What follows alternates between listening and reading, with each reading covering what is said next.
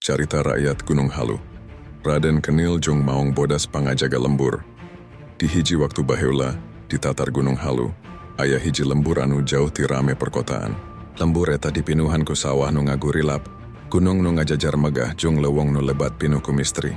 Jalma-jalma di ditu hirup sederhana, nyambut gawe dina tatanen, tapi aya rasa sion nu sok nyelap-nyelap sabab di leweong eta cicing hiji makhluk anu disebut maong bodas. Maong bodas teh henteu siga satu biasa. Eta maong dipercaya boga kasaktian, bisa ngiles siga angin jong panona ngageleger siga seunu. Unggal wengi purnama, anjuna turun ka sawah ngarusak pepelakan nepika ngabalukar keun warga henteu tenang. Warga geus sababaraha kali nyobian ngusir tapi taya nu hasil. Di tengah kaayaan kitu aya saurang pemuda anu wani tur boga tekad ngawangun kampungna. Ngaran anjuna Raden Kenil. Raden Kenil teh henteu ukur gagah lahir, tapi oge jembar hate boga ilmu nu diturun keun ti karuhun, anjuna sok diajar ti para sesepuh. Ngajaga tata krama sarta boga cita-cita ngajadi keun lemburna aman tur makmur.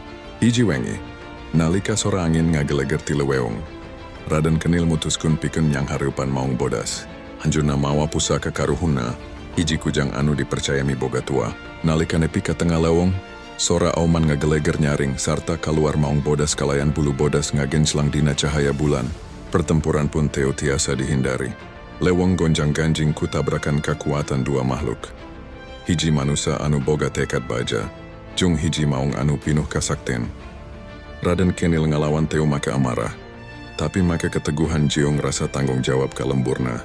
Sanggeus lila tarung, maong bodas mimiti kapeori. Tapi tibatan disiksa, Raden Kenil ngadeu ketanjong nyepeng sirahna bari nyebutkeun, maong ulah dewi ngarusak kampung ieu. Hayu urang silih jaga jadi dulur dina ngariksa lembur, ku kekuatan hate jong ketulusan eta. Maong bodas anu asal nagalak ngarobah lampahna. Anjuna nurut ka Raden Kenil sarta jadi dekangna, ngajaga lembur ti sagala bahaya. Ti harita warga teu sian dewi, sawah jadi subur, leweong tetep asri, sarta sagala usaha rahayat karasaeunaya nu ngajaga.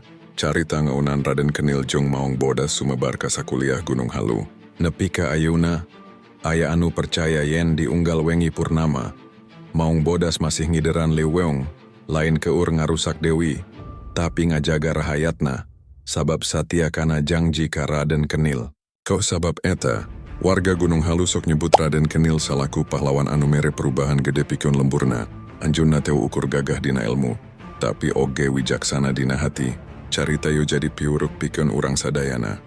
Yen kakuatan nu saja ti lain aya dina liungna tawa bedil, tapi aya dina tekad, katulusan, jeung hate anu daek ngajaga batur.